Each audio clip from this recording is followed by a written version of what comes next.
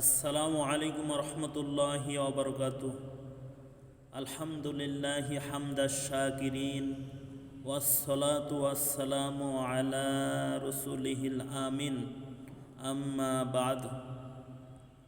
আল্লাহ বলেন, 6টি জিনিসকে আমি লুকিয়ে রেখেছি 6টি স্থানে। 1 নম্বর স্থান হলো, আমি দিন ইসলামকে রেখেছি ক্ষুধা, দরিদ্রতা ও ধৈর্যের মধ্যে, কিন্তু মানুষ তা খুঁজে উধারপূর্তি, দুনিয়ার সচ্ছলতার মধ্যে।